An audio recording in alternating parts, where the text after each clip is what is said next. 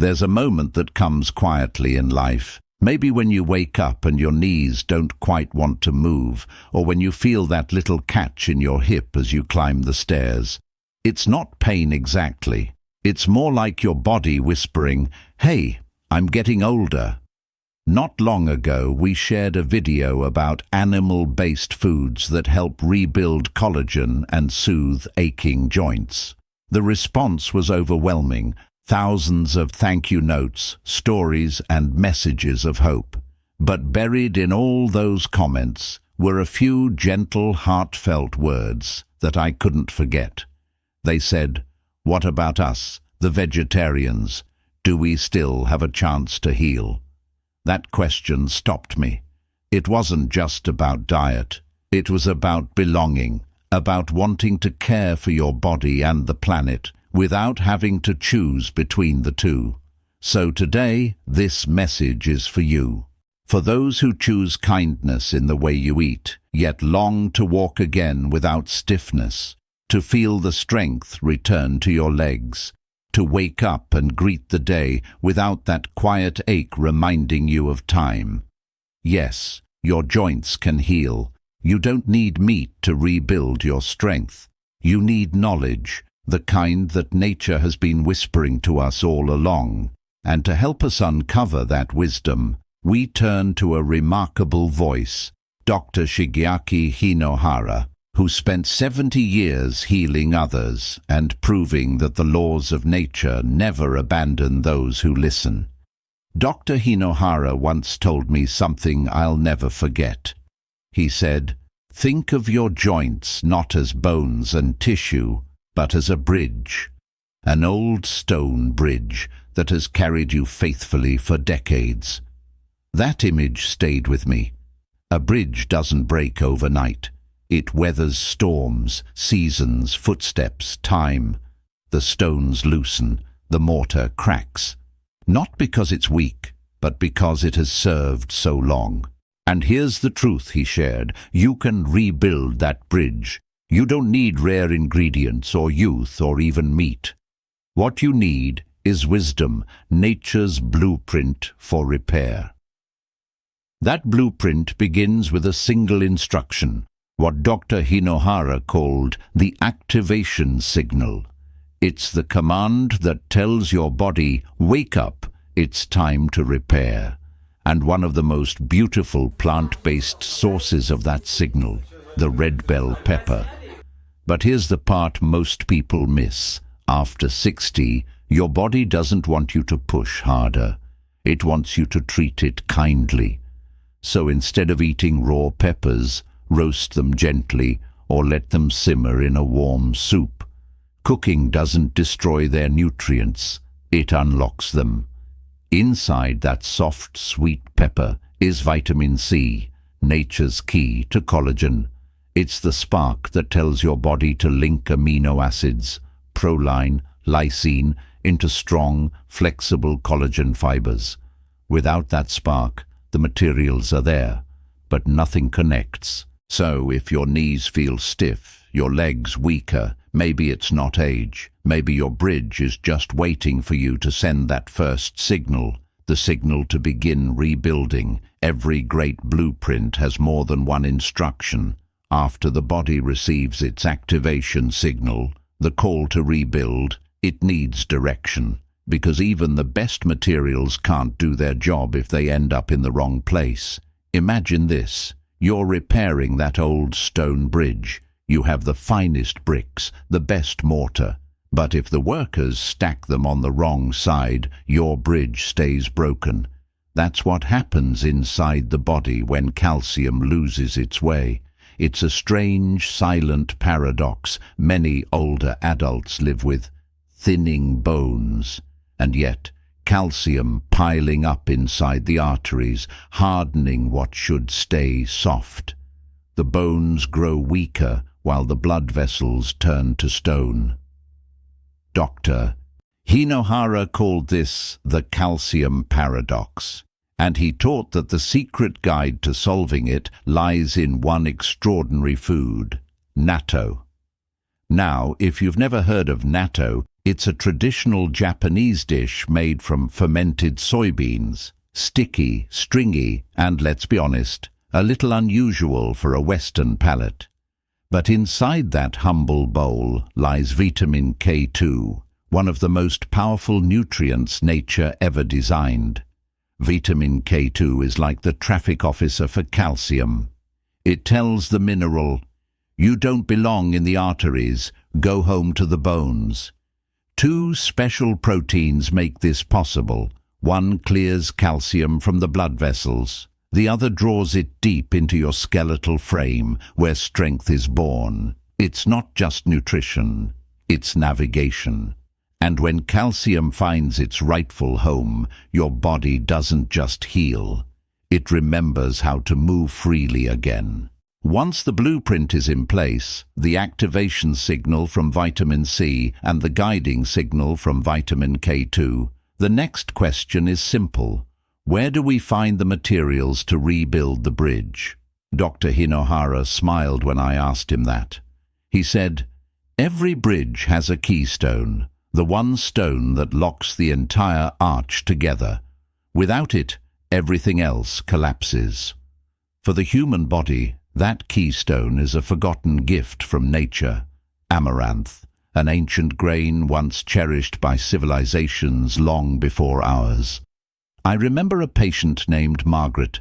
She was 70, bright-eyed, a former dancer who moved through life with grace. But lately, she told me, her movements had grown heavy. "My knees feel stiff," she said softly. "My hips don't glide the way they used to. I still love my vegetarian life, but I fear it no longer loves me back."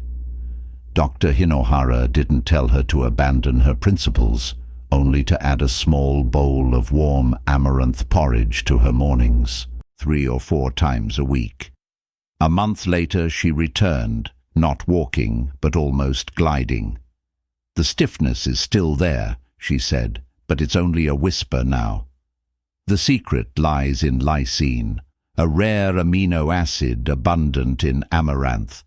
It's the missing link for collagen formation, the one ingredient that restarts the body's repair machinery. Many plant foods have protein, but without lysine, the rebuilding slows to a crawl. Amaranth unlocks that process. In Margaret's case, and perhaps in yours, it helped her bridge stand strong again.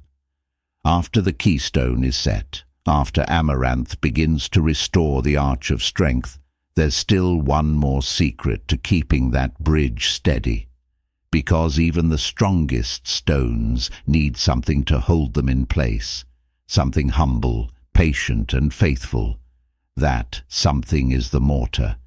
And in the body, nature has provided it through one quiet, unassuming food. The mung bean. Dr.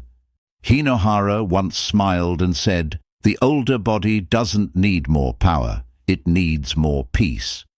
And that's exactly what mung beans give. They don't demand, they soothe. Light and easy to digest, they carry a gentle abundance. Amino acids for rebuilding, minerals like magnesium and zinc for stabilizing, and soft plant fibers that calm the system from within. They don't rush healing. They teach it, slowly, tenderly, like a craftsman smoothing mortar between stones with steady hands. I've seen this quiet food work, small miracles. One of my patients, a 68-year-old gardener named Elise, could barely bend to tie her shoes each morning. Her doctor told her to rest. Her body wanted to move. We added soaked mung beans to her lunches, soft, simple, and warm. 2 weeks later, she sent me a message. "Doctor, I can kneel again in my garden. The earth feels close to me once more." That's the gift of mung beans. They don't just rebuild tissue, they restore harmony. They remind the body that gentleness, not force, is what holds everything together. When Dr. Hinohara spoke of the human body, he often compared it to nature itself. The mountains for our bones, the rivers for our blood, and the ocean for our connective tissue. The ocean, he said softly, has always known how to protect what it builds. And that is where we find the final piece of our healing story: seaweed. Seaweed, especially varieties like wakame, is one of the most overlooked treasures in the plant kingdom. It's not flashy, it doesn't grow on land, but in its green, salty ribbons lies a kind of ancient intelligence. Its power comes from a unique compound called fucoidan, a word that sounds scientific, but what it really means is protection. Inside your body, there are enzymes known as MMPs, tiny demolition workers whose job is to clear out old, damaged collagen. They are necessary, but as we age and inflammation rises, these workers can become reckless, tearing down the good along with the bad. Fucoidan steps in like a gentle foreman. It doesn't stop the cleanup. It just calms the chaos, reminding the body to protect what's worth keeping. It's the ocean's way of teaching us balance. I remember an older gentleman, Mr. Hayes, who added a small bowl of wakame soup to his dinners. Within weeks, he told me, my knees don't feel fragile anymore. They feel supported. He smiled and said, maybe the ocean remembered me. Perhaps that's what healing really is, not forcing the body to change, but reminding it how to remember its own wisdom. There's a moment in every healing journey when the pieces finally begin to fit together, when all the lessons you've gathered start to speak the same language. That's what happens when the blueprint comes alive. Think of your body as that ancient bridge we've been rebuilding step by step. The red bell pepper sends the signal to wake the builders. Natto steps in to guide the materials to the right place. Amaranth lays down the keystone, the core of strength. Mung beans fill the spaces with gentleness and grace. And finally, seaweed spreads a quiet protection across the whole structure, like the ocean's breath over stone. Each food has its role, but it's their harmony that creates the magic. When they work together, something subtle shifts inside you. A new sense of balance, a lightness in your step, a quiet confidence that your body hasn't given up on you. Dr. Hinohara once said, healing is not a battle, it's a conversation. Your body isn't fighting against time, it's learning to listen again, to the wisdom of plants, to the patience of nature, to the quiet rhythm of nourishment. I've seen this countless times. Older adults who thought their best days were behind them, suddenly walking further, standing taller, smiling wider. Not because they found a miracle, but because they rebuilt trust with their own body. And that's when the blueprint stops being an idea and becomes a living promise. You see, rebuilding the body isn't just about what you eat. It's about how you live. Every meal, every walk, every breath you take with awareness, they all become part of the same gentle conversation with your body. Dr. Hinohara used to say, the body heals in whispers, not shouts, and that's something many of us forget. We expect big changes, quick results, dramatic turnarounds, but real healing, the kind that lasts, it happens slowly, quietly, almost shyly, like morning light returning after a long night. The truth is, your body isn't against you. It's waiting for your kindness, your consistency. A warm bowl of amaranth here, a few roasted peppers there, a spoon of natto, a handful of mung beans, a little seaweed in your soup. Day by day, these small, loving gestures add up. They whisper to your joints, you're not forgotten. I'm still here, taking care of you. I remember a woman named Claire, 72, widowed, living alone. She told me she felt invisible, even to herself. We talked about nourishment, not just for her body, but for her spirit, about turning every meal into a small act of hope. Months later, she wrote, "My joints hurt less. But what truly changed is that I feel alive again. And that's the secret. Healing begins the moment you stop rushing and start listening. Because when you give your body patience, it gives you back freedom. When you look at all these pieces together, something beautiful becomes clear. Your body has never stopped trying to heal you. It's been waiting patiently for the right tools, the right rhythm, the right kind of love. You see, there are 2 steps to this blueprint. The first is guidance, the clear instructions that tell your body how to repair. That comes from vitamin C in red bell peppers, the activation key, the signal that wakes your collagen builders, and from vitamin K2 in natto, the traffic guide, ensuring that precious calcium finds its home in your bones, not your arteries. The second step is building. That's where your keystone, amaranth, provides lysine, the rare amino acid that restarts the body's collagen engine. Your mung beans step in as the gentle mortar, supplying proteins, minerals, and calm strength. And finally, the seaweed, your ocean guardian, wraps it all in protection, ensuring what you build stays strong. But perhaps the most important ingredient isn't any of these foods. It's you. Your choice to care, to stay consistent, to believe that healing is still possible. Every bite, every small act of nourishment becomes a way of saying, I still trust this body, I still choose to live fully. And when that trust returns, something awakens. Your steps feel lighter. Your joints move freer, and suddenly you realize you're not just surviving age, you're rewriting it.